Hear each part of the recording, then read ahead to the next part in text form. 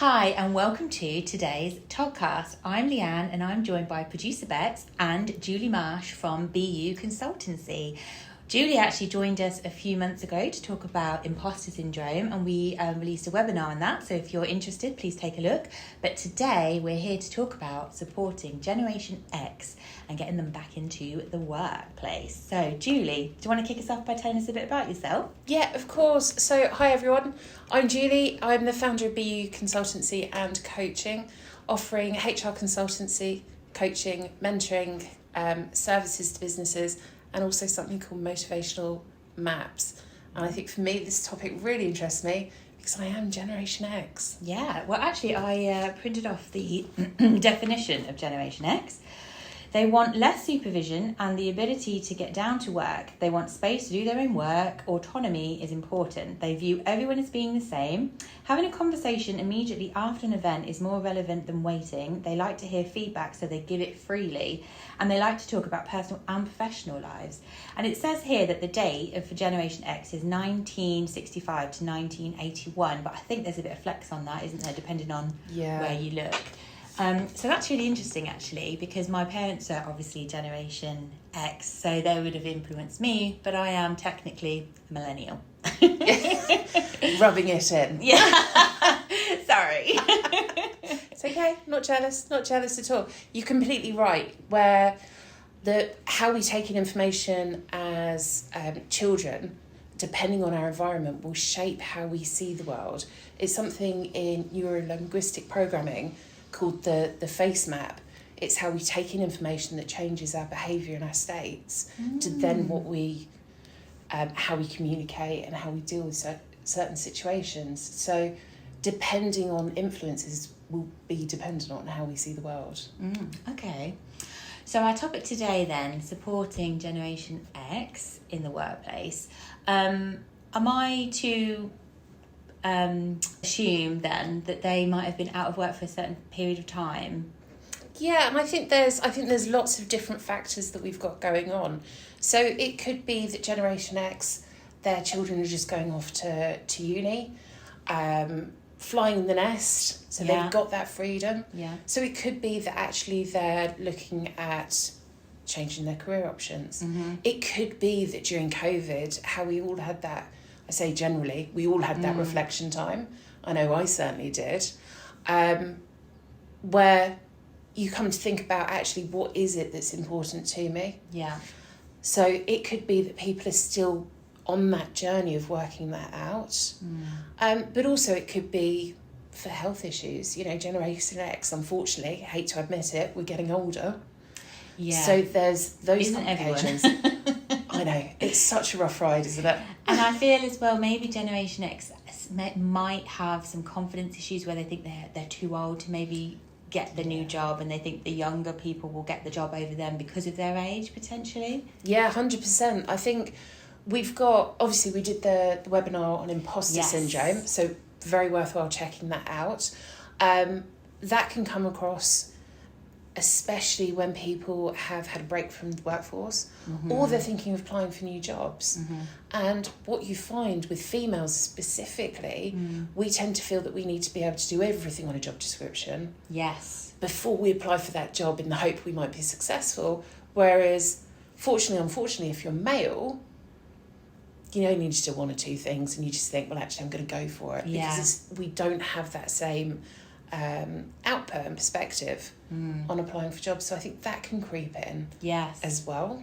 Actually, I have a friend recently who's looking for a new job, and she's actually Generation X, and I sent her a job and there was one thing on there that she didn't have that they'd asked for, and I was like, well, go for it anyway, because you never know. Because being in the recruitment industry, we know that companies will accept people that aren't 100% right if they're the right culture fit or if they've got the right experience or knowledge or skill set. So yeah, definitely give it a go. Yeah, it's a huge thing. And I think as well, if I know I've had conversations over the past couple of months where people have been applying for jobs, but the thought process from those individuals has been actually cheaper labour. We've got cost of living going on. Employers are looking for lower pay rates, younger, more more inexperienced individuals may actually accept lower salaries. Because they also probably have less outgoings as well. They might be living with their parents, don't have the mortgages and the bills. Yeah, definitely. And I think all of that can build onto the lack of confidence or that unknown. So whether you want to move, whether you feel strong enough to move, able to move, etc. So companies then, to support employing the Generation X people, they could be more flexible, couldn't they, in their approach, and maybe look at a more diverse workforce and have an older workforce as well as a younger workforce to get that. I feel like you're laughing at me. I'm not at all. I think it's absolutely fantastic and it's spot on. Yeah. Because if we think about Generation X in the workplace, we're thinking about a group of individuals that want less supervision. They want the ability to have that freedom, have that autonomy, but also they've been through probably the largest technological change that all the generations have seen. Because, you know, I remember, and again, whilst I don't like admitting I'm Generation X, I remember seeing my first computer, but I was in secondary school. Right. And I got my first phone when I was backpacking in New Zealand, rather than just having it as a teenager and being able to connect that way. So we've had to adapt and change our mindset. And because of that, I think that's really led to an open-mindedness of anything is possible. Yeah. So it's having companies being aware of that, being supportive, offering the flexible working, offering the hybrid, condensed hours, rather than having that set routine, especially after COVID, because we've all changed how we feel about things and how we see the world, what's important to us. Yeah, and I think COVID has sort of taught everyone to be more flexible in their approach with anything, not just the working world. It's funny what you said about changing, though. We were in the office the other day and a song came on the radio and I was like, oh, I remember this song. It was the first record I ever bought. Yeah. And someone was like, record, laughed. And I was like, no, an actual record. Yeah, I had that. But yeah, so they obviously didn't have records when they were growing up. So yeah, Generation X have literally seen landline phones, even like Sky TV, you know, all of that come on board, and it's like completely different now. Oh, 100%. Yeah. It really is. And I think where you're thinking about supporting the workplace, it's then having a look at menopause policies and supporting the older workforce in terms of what they need to be able to continue to be as successful as they are. If you think about it, baby boomers are starting to retire, have had the option to retire, which is absolutely fantastic. But you've then got Generation X moving into the C-suite. Yeah. And then as the generations form, it will be the next and the next. But I think for businesses, it's that flexibility, it's that communication, the autonomy, and actually that's going to change the culture of a lot of businesses. Yeah, definitely. Yeah. So you touched upon it earlier when you said, you know, that Generation X would have experienced all the different technologies that have come around, but that also means their skill set is going to be a lot broader because they literally know how to use a fax machine. You know, they going all that way back. But yeah, so they've obviously got a lot of skills, and not only work-related skills, but life skills as well, that they've had years of experience with dealing with, even giving feedback, you know, something, or receiving feedback, something like that maybe the younger generation aren't quite used to yet. Definitely. And I think that gives them a really good opportunity for mentoring possibilities and providing that support. And actually companies can set up something called reverse mentoring, where you've got the younger generations mentoring the older generations in tech. Yeah. But then you might have the older generations mentoring the younger generations in life. Yeah. Oh, I love that. Like it's really good, circle. Isn't it? Yeah, that's really nice. Because it's kind of paying it forwards and paying it back all at the same time. A buddy system. Definitely. Yeah, so you said earlier as well that they may be considering a career change. You know, maybe they're coming up to retirement and they want less stressful or, you know, less working hours and they want a career change, but potentially their confidence might be that they're not sure about going into this new direction. What do you think companies can do to support that transition? I think really having that conversation. So if they're internal employees and they're looking for that change, having that conversation, thinking about your succession plan, your bench, and actually you don't always have to move upwards. You could move side or down, but appreciating what skill sets that actually brings to your organisation, so you're not missing out on that talent. Yeah, you're not going to lose them. Yeah, definitely. And I think for attracting workforce, it's actually that flexibility and having that sense of community. Generation X were really the first generation that found it to be really important about what a company did. So it wasn't just about going in, having a job, doing your hours, coming home. They wanted to be proud about what the organisation did, the values, what it meant. And I think being able to show that within your recruitment stages or on your company pages will mean so much, because you think of your corporate social responsibility or your ESG, whichever your terminology is, that's going to be how you're going to attract the start of Generation X, but also all the other generations, because that is something that's followed through. So if there is someone from Generation X looking for a new career path, a new job, change of direction, networking could be a really good way to sort of open up some doors and reconnect with the working world, do you not think? Oh, definitely. And I think networking is such an important thing. I know that I certainly came from a world of thinking, well, network's just an added thing that you've got to do. But actually, you're working your net of potential customers, contacts, connections, whatever it looks like. So for me, networking, again, after COVID, has really, really shifted. It's gone from always being face-to-face to where you have virtual, you have hybrid networking as well. Okay. There's apps where you can do networking and get support and guidance and help.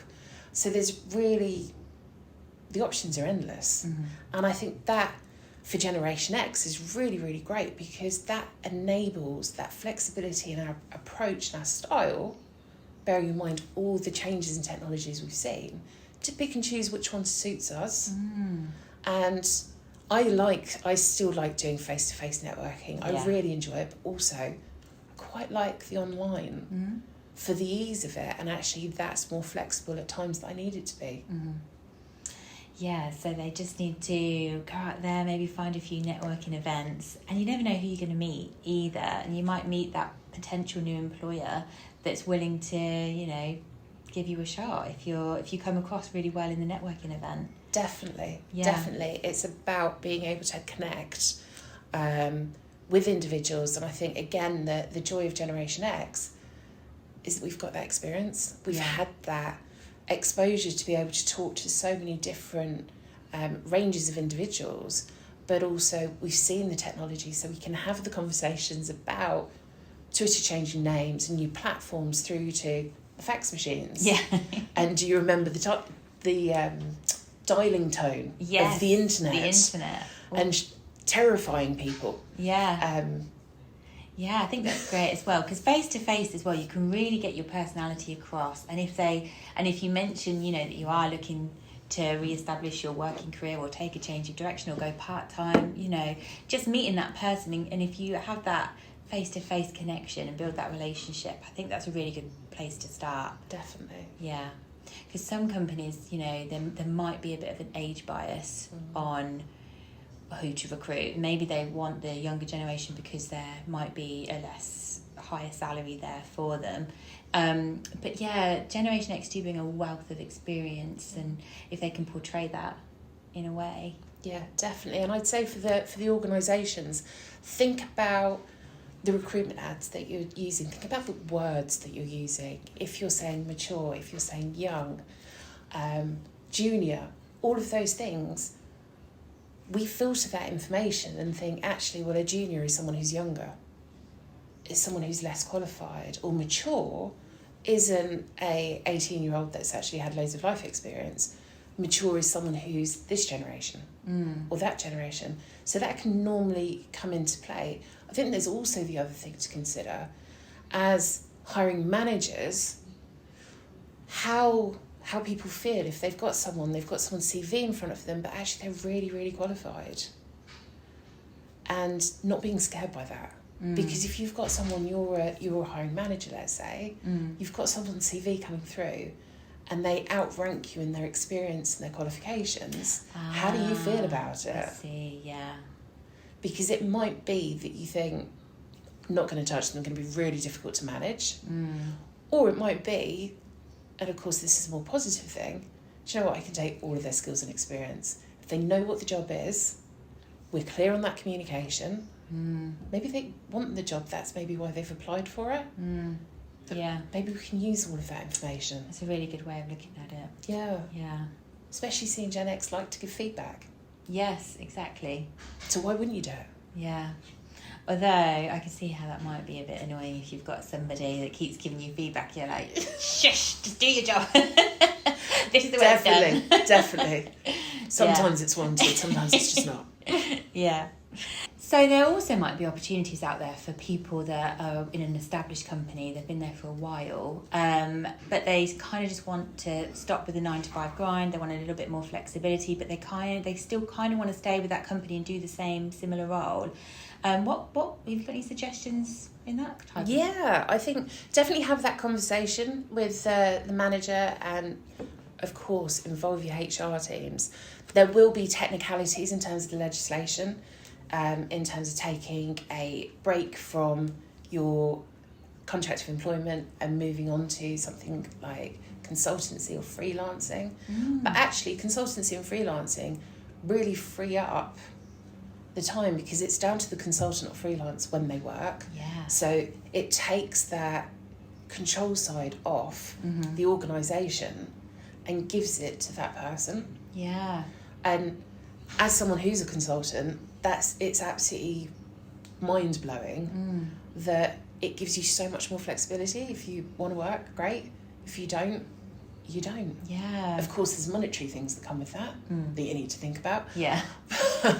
But it's worthwhile having a think about it. And actually, through the last couple of years, we've seen a real rise in the number of consultants and freelancers searching for that work-life balance, brilliance. And I call it brilliance because a lot of people think when work-life balance, you've got to have a 50-50 split. Okay. But of course you don't. No, it's the balance that's right for you. 100%. Yeah. So it really opens up those possibilities for an individual. 75-25. Yeah, why not? So Julie, in your professional career, have you had the experience of managing different age generations? Yeah, I have, and I've been really fortunate. So when I was in the corporate world, I was a leader for 15 years. I was a senior leader within the UK for 10. So I've had experience of managing different generations, and sometimes it's worked really, really well. Yeah. Other times it's been a sharp learning curve, which has been really good because that's allowed me to develop as a person and drive that inclusivity. Some funny times, I think, where I've been caught out, I had a team of about 16 individuals, all absolutely fantastic. So massive shout out to all of you. That there was one particular one who piped up one day and said, "Do you realise when you started work in this business, I was still at school?" Which of course is what everyone wants to hear. Yeah, of course. Yeah. So me with my straight face and my dark sense of humour was, right, get up, pack up, leave. Just leave. She looked absolutely horrified. Oh no. And then I was like, no, sit down, carry on working. But it was that kind of shock moment of, wow. Yeah. And I think then when you start having to explain things that have happened in history as well, it can be a revelation that people, of course, don't have the same experience that you have. They don't have those same filters. Yeah.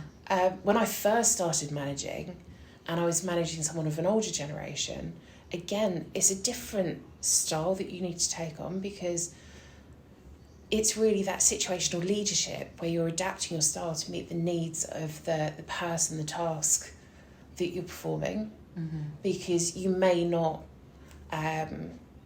respond in the same way. You may not have the same conversations.